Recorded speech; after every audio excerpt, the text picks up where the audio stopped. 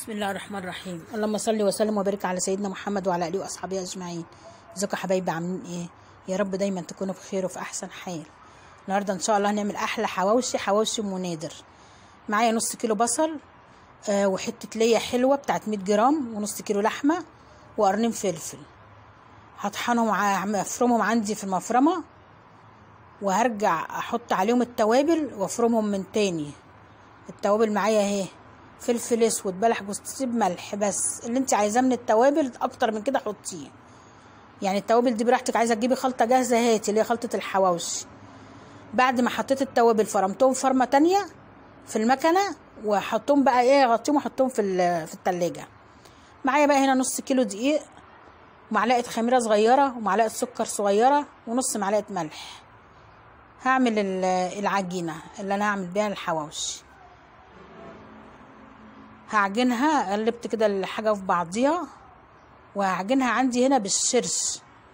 انا كنت عامله جبنه وبشيل الشرش بتاعها مش برميه، يعني بعمل بيه عجينه زي كده. ممكن اخلي فيه خيار وفلفل، يعني مش برميه الشرش بتاع الجبنه. مفيش شرش يبقى بميه عادي يعني. عجنتها، خدت كوبايه وربع. بردك متهيألي لو تحطي ميه، بس الدقيق كله مش زي بعضيه، ممكن ياخد كوبايه وربع، كوبايه ونص، كوبايه، حسب الدقيق. عجنت الدقيق حلو قوي العجين، يعني قعدت اعجن فيه بتاع 7-8 دقايق عشان تبقى العجينه حلوه معايا.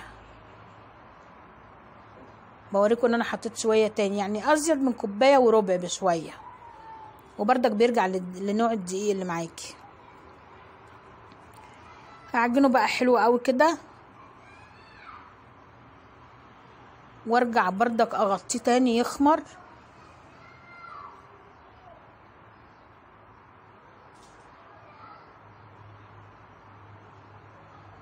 احط هنا معلقتين زيت كبار.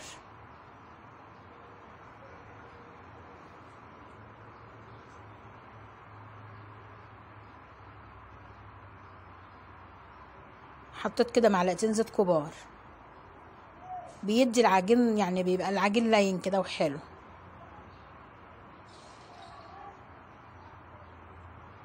اهي اتعجنت بقى حلوه قوي، هسيبها ترتاح.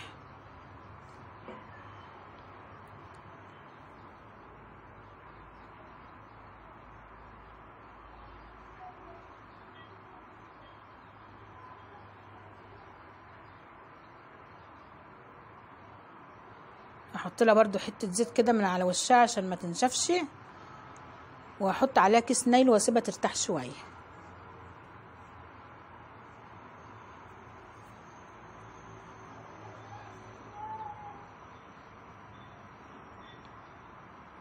اغطيها بقى بكيس باي حاجه عشان ما تنشفش.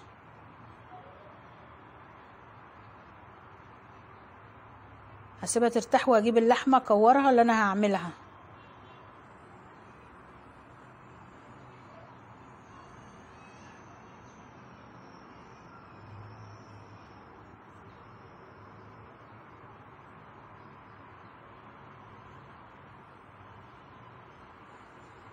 هقطعها بقى حتت قد يعني مش قد الليمونه، لا يعني حته كبيره شويه،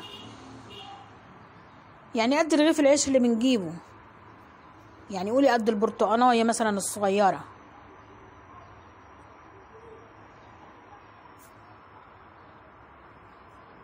حطيت بقى زيت كده على القطعه بتاعتي، وقطعت كور كلها قد بعض. انت تركزي تعملي الكور بتاعتك قد بعضيها، بس في الاخر فض حتتين عملتهم صغيرين كده.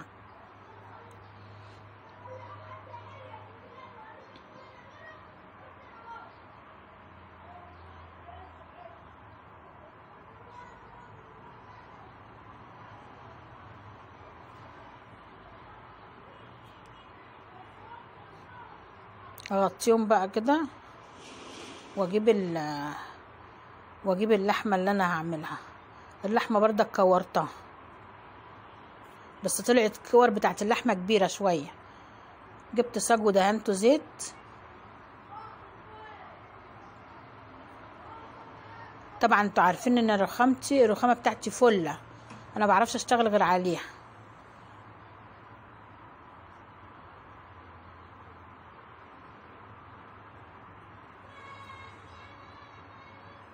تعملي بقى ايه، رغيف صغير رغيف كبير براحتك، يعني عايزه تكبري العجين عن كده براحتك. انا فاض مني لحمه والعجين خلص وفاض مني لحمه، لان العجين كان قليل.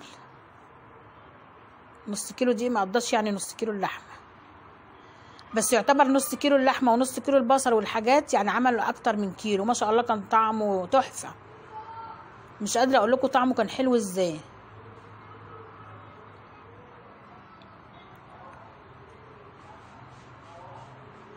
بفرد بقى حته اللحمه كده عشان ما احطهاش مكلكعه، وافضل افرد الرغيف يخف معايا. يعني ايه، بفرد حته اللحمه بردك قبل ما احطها على قد ما اقدر، لان لو فردتها في الرغيف هيخف معايا ويتقطع مني.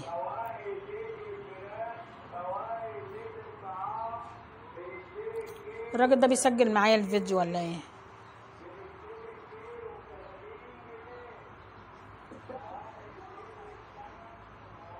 اعمل بقى ايه يعني رغيف تاني واحطه على ده واقفله، يعني يعتبر رغيف من تحت اللحمه ورغيف من فوق، ويتقفلوا بقى حلو قوي كده، تقفليهم ايه بطراطيف صوابعك حلو قوي كده عشان ما يتفتحوش في الفرن اهو. والله اوفر وانضف واحلى من 100 حواوشي بره.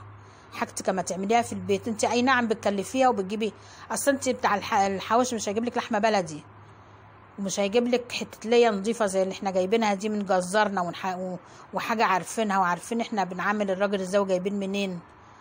والله لو قالوا لي الرغيف بكام بره وهيدوني عليه جوايز مش هاكله انا عن نفسي، ومحرمه عيالي ان هم يجيبوا الحواوشي ده بالذات من بره. ربنا ما يجعلنا يعني من قطاعين للرزاق، بس يعني انا عارفه كويس بيتعمل ازاي وبيتعمل بايه.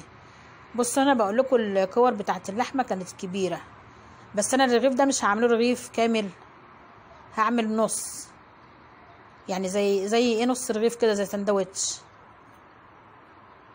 وطلع العيش مليان وكان تحفه والله. كفايه بس ان انت عامله حاجتك في بيتك، مش يعني مش حكايه وفر، نظافه بالاكتر، وان انت تاكلي حاجتك بنفس وعيالك ياكلوا حاجتك بنفس.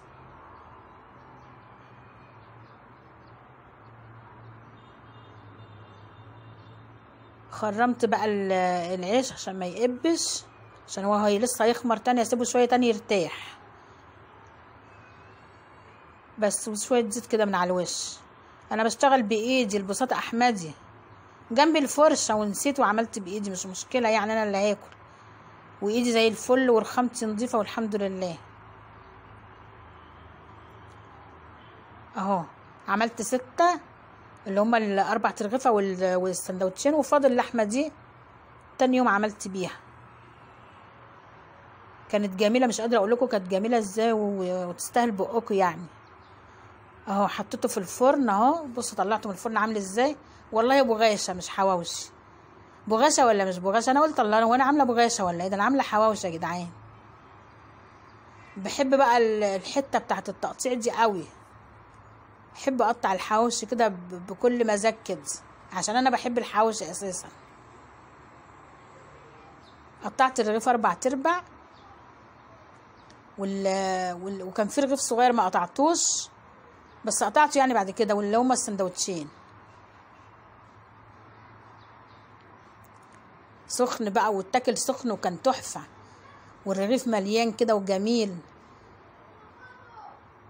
يعني شوفوا نص كيلو لحمه عمل معايا قد ايه، وفض عمل لي 4 ترغيفه تاني.